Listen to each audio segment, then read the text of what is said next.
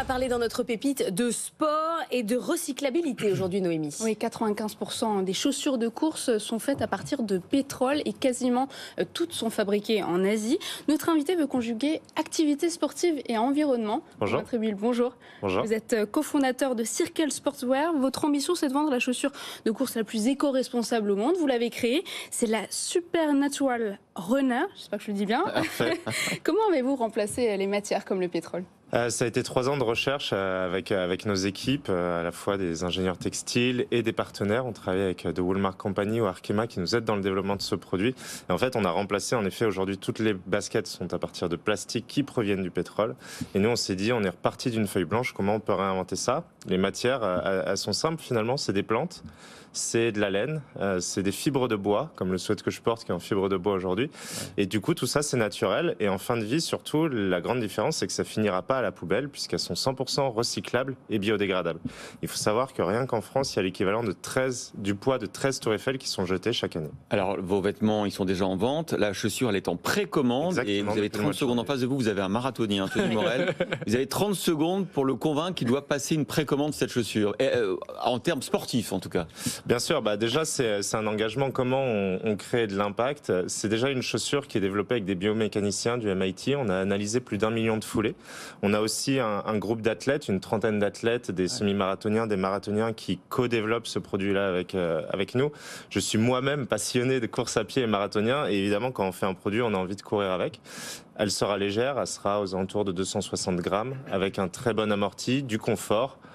Voilà, il n'y a plus qu'à courir. Plaque carbone aussi ou pas ? Non, parce que les plaques carbone, comment on les recycle ? Et en fait, il faut penser à tout. En revanche, mais c'est ça la performance aujourd'hui. Tous les marathoniens veulent des plaques carbone. Alors, pour ceux qui vont gagner le marathon, je suis totalement d'accord. Est-ce que pour 95%, c'est important ? Il y en a beaucoup maintenant. Les plaques carbone, pour expliquer, c'est ce qu'on met maintenant. Alors, c'est les chaussures ultra haut de gamme et c'est ce qui a permis de faire exploser tous les records sur toutes les courses. Et maintenant, c'est plus seulement, avant c'était vraiment les pros, etc. Mais maintenant, même dans les milieux de peloton, tout le monde veut avoir des chaussures plaques carbone. Moi, j'essaie juste de remettre le débat là où il faut. Est-ce que c'est important pour le milieu de peloton d'aller gagner 1 minute sur le marathon avec ces plaques carbone ? Pour les vainqueurs, je suis totalement d'accord. Pour les autres, est-ce que l'enjeu environnemental n'est pas plus important ? Est-ce que tu veux détruire la planète ?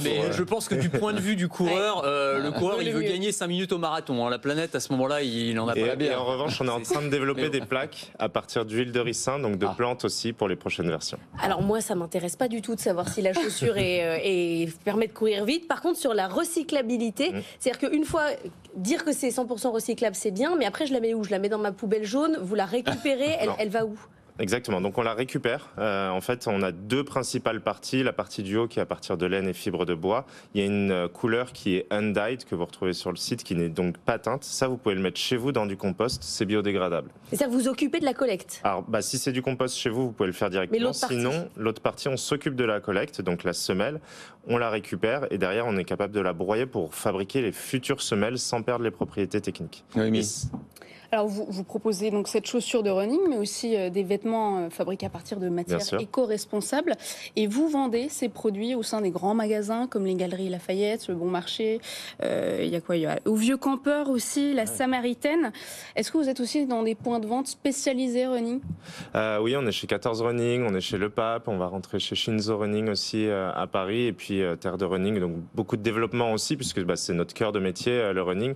On a aussi travaillé avec des department stores parce que c'était important pour nous d'avoir nos équipes qui puissent expliquer, justement, ce sweat, il est fait en bois, ça se voit pas dessus, mais d'expliquer vraiment l'histoire qui se cache derrière nos produits. On voit que c'est un ancien L'Oréal. Il y a la stratégie marketing, produit derrière, ça reste dans le sang.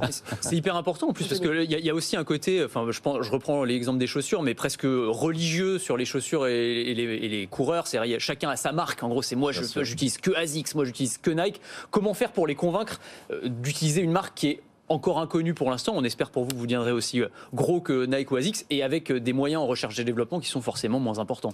Bien sûr, nous on essaye aussi d'être beaucoup plus efficace dans les recherches et développements qu'on fait, d'aller vite, de travailler avec des experts et on a vu même dans les 10-15 dernières années des vraies marques se faire une place au niveau mondial. C'est vrai. Oka, par exemple. Des anciens Français d'ailleurs ou des Suisses et ainsi de suite.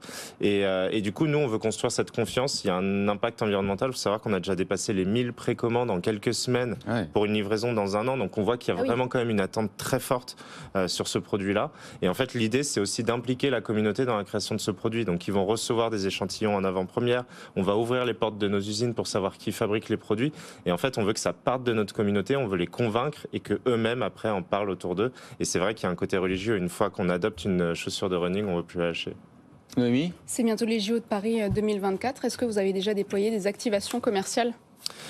Oui, moins de 500 jours, donc ça approche très vite. En effet, on prévoit l'ouverture de notre premier flagship qui ouvrira à la fin de l'année en préparation des Jeux Olympiques. On est en train de créer aussi tout un crew, tout un groupe d'athlètes qui va participer à ces Jeux Olympiques, qui va participer aussi au premier marathon pour tous. Pour nous, c'est un événement absolument incroyable de se dire que des professionnels vont faire ce marathon, mais aussi des non-professionnels. Et du coup, voilà, on prépare beaucoup d'activations qui vont arriver dans tout début 2024. Voilà, les vêtements entre 55 € et 149 € pour le running et pour le yoga, c'est tout de suite. Et la chaussure en précommande, ça sera pour quand la livraison ? C'est tout de suite pour la précommande, c'est tout de suite pour participer au projet et c'est 8 mois avant de la recevoir. 8 mois avant de la recevoir, voilà. Donc vous avez le temps d'user encore une dernière paire et après de passer à la super. Romain Trébuil, CEO, cofondateur de Circle Sportswear, était la pépite de Noémie Vira.